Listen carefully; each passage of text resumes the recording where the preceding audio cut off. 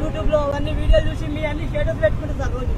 ఇప్పుడు పరిస్థితి free bus వచ్చినాక ఇప్పుడు చాలా ప్రాబ్లం అవుతుంది సార్ మాకు. ఏమైతుంది అంటే మా లేడీస్ అసలు ఎక్కట్లేదు సార్, అందరు బస్సులు ఎక్కుతున్నారు. దానివల్ల మాకు చాలా ఇబ్బంది అవుతుంది సార్. ఇది మరి వాళ్ళు ఏదో ప్రామిస్ చేశారు కదా, ఏం చేస్తామని చేస్తున్నారు, ఏం చేస్తలేదు సార్. ఇప్పుడు చాలా ఇబ్బంది అవుతుంది.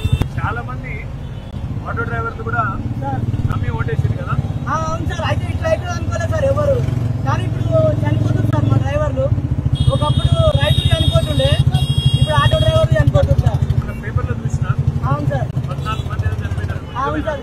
మిరియాల కూడా ఒక ఆయన చనిపోయింది సార్. ఎంత పైసలు వస్తుంటే నేను రోజుకి అప్పుడు రోజు 1500 2000 చేస్తుంటాం సార్. ఇప్పుడు 500 అవుతుంది సార్. పొద్దున్న నుంచి ఒక 200 మాత్రమే వేసినాను.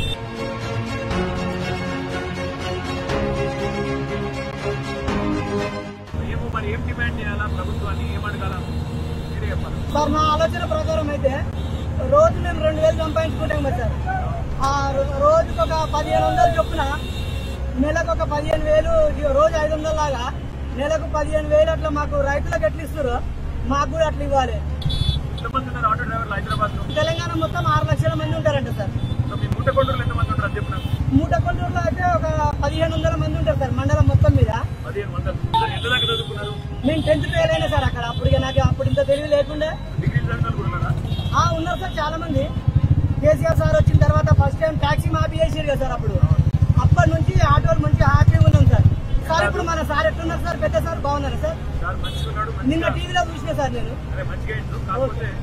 ఒక 3-4 వారాలు పడుతుంది సార్. చెప్పండి సార్ మా గురించి, మా ఇబ్బందులన్నీ. సార్ టీవీలో చూస్తుండొచ్చు కానీ మీరు చెప్పండి సార్ కొంచెం. తప్పకుండా మేమందరం కూడా గట్టి కొట్లాడతాం.